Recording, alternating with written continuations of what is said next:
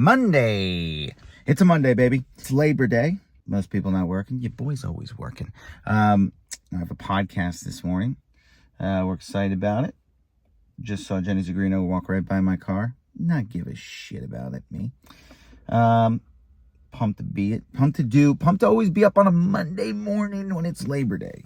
A lot of people don't want to do that. Not me. I say, hey, let's get up early on Labor Day, baby. Let's get working. Let's lock in. What are my feelings towards podcasts? Fine. I like doing them. I don't know why anybody listens to them. I find them to be so repetitive. Unless there's a murder involved. If we're solving a murder, that's my kind of podcast. But if we're just talking about shit, who gives a shit? But people love them. So here I am. I'll do anybody's podcast. Even yours, maybe. Maybe. Let's do a pod. All right.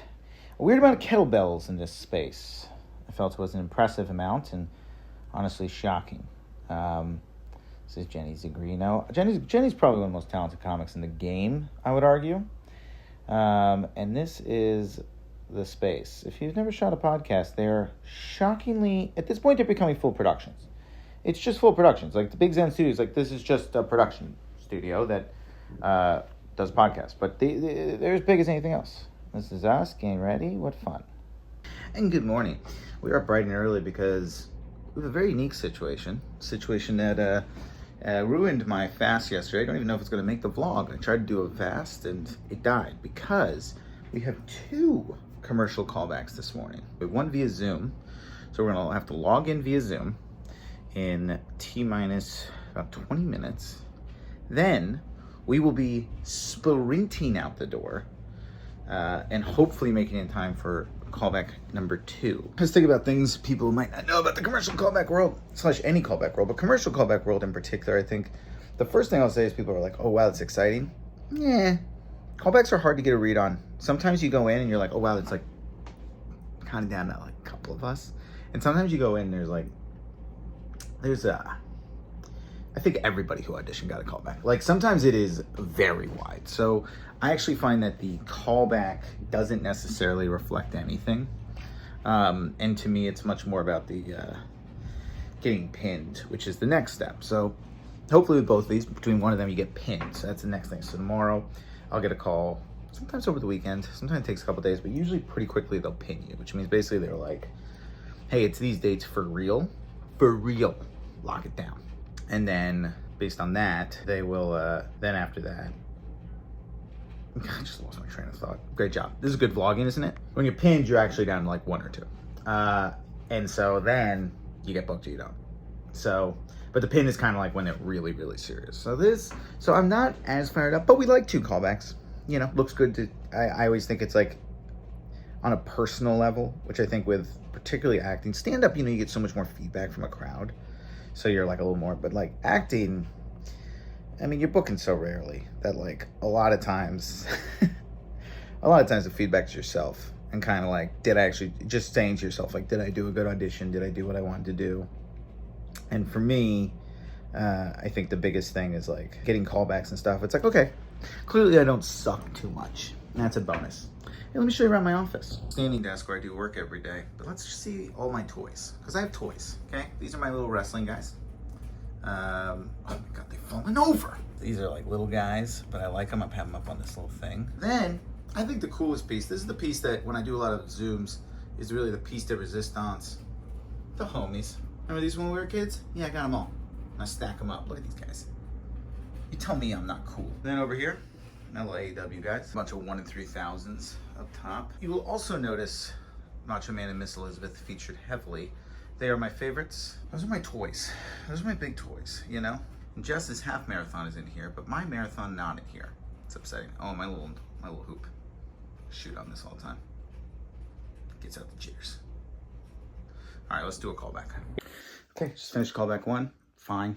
Did it? Feel good about it? Yeah, I feel fine about it. I don't know. I thought I did well.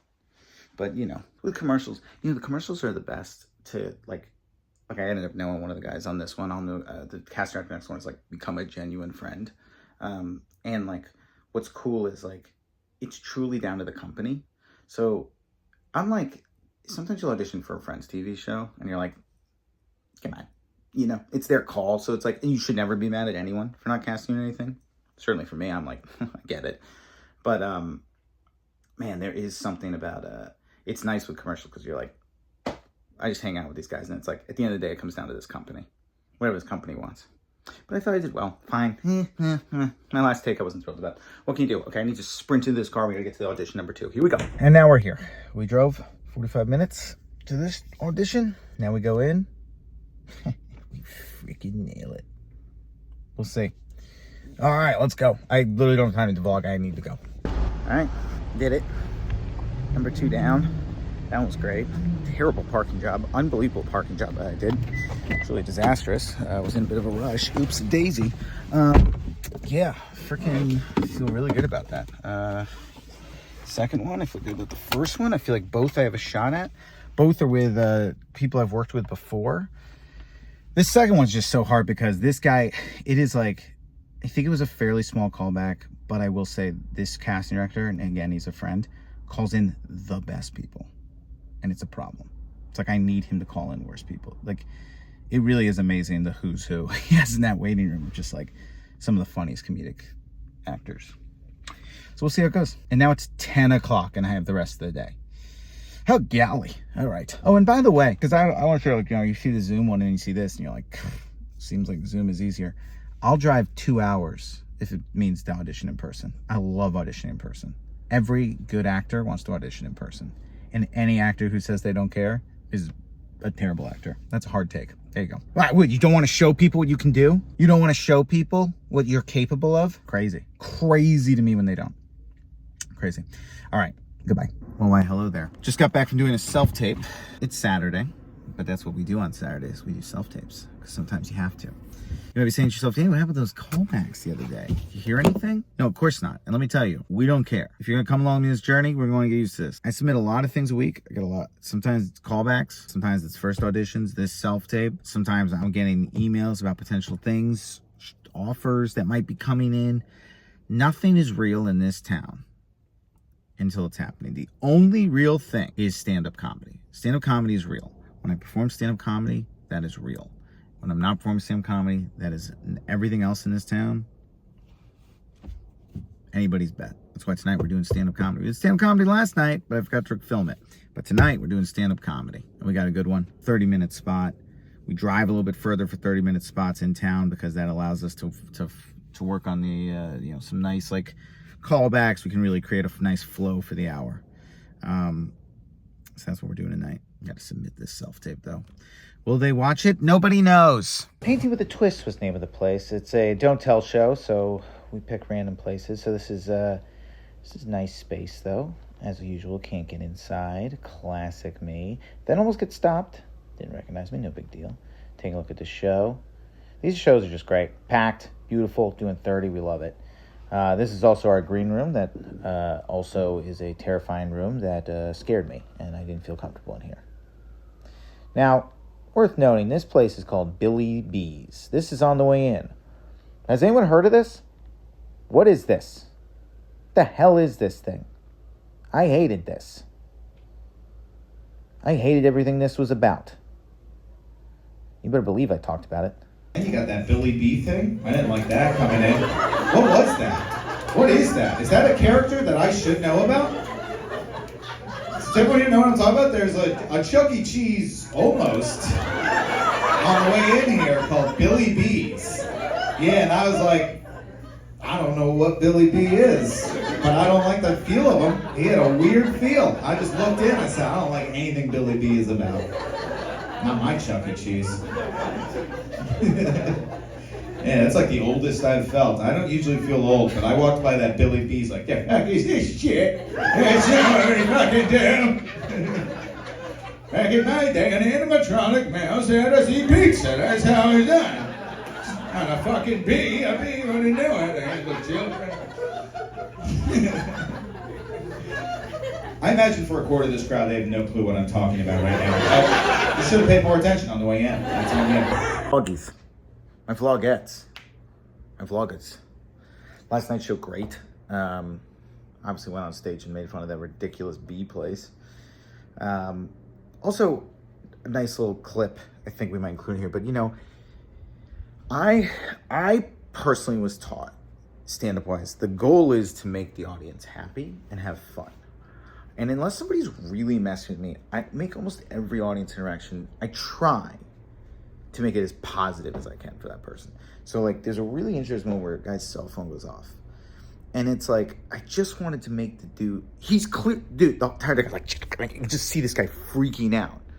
And it's like, I just made him, I was like, it's okay. Like, I kept saying it's okay to him because he was so clearly mortified. And I made a joke out of it. Then, like, he couldn't turn it off. I was like, kept making, and then, like, but then at the end, if we watch this, like, at the end, he, like, gets it off. He's like, he turns to his friend. They weren't dating. They were just friends. It had been discussed enough. But he turns to her and he goes, I threw off his rhythm. And I like made a call, but I like literally was like, no, because it's like, that's so sweet.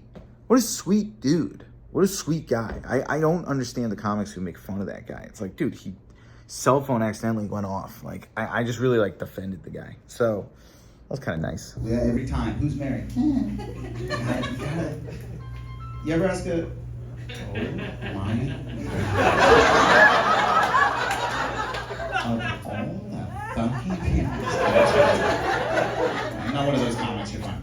I hate those comedians that are like, a phone goes off and they're like, shut the fuck up! Anyway, I was fucking a toaster and don't worry about everything, okay? Can you not turn it off? Oh, he's in a panic. There's a panic over here. I can't continue the show. So I know the phone is safe.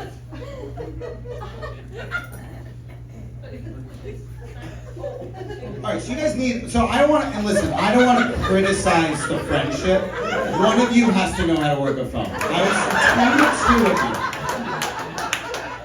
you. One of you. And I'm not saying which. I know, it's the problem with these androids. I know. They ruin every group thread. Nobody knows how to silence them. Every time. Ruin everything. But the camera's better. Shut up. Grow up.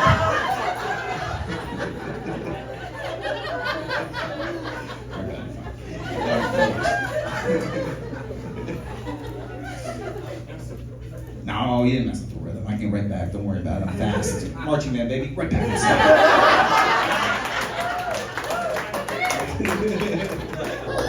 Cute clip. Cute. Also, we turned in that self-tape yesterday, and we forget about those things.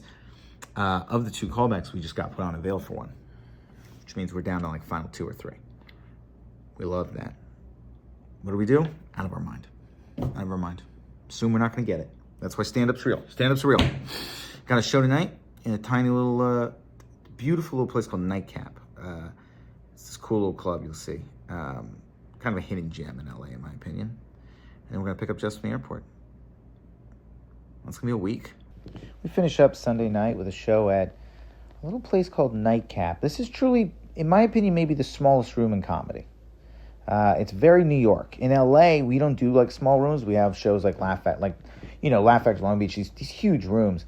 This is just a tiny room. Aaron Milliner there is the owner. Tiny little room. This is the outdoor space. And then in there is just such a small space, but so many great comics work out in here. It's just great, tiny, beautiful, really New York feel, which I just think is like dope. And I absolutely bombed on this show. Worth noting, bombed, horrible. We got a big week next week. Big week next week. But pretty damn good week. Not as eventful as far as travel, but some interesting stuff. Some good stuff from last night. It's a vlog, baby. Hey, interesting acting week. We love that. That's intriguing, isn't it? Isn't that intriguing? For the flag?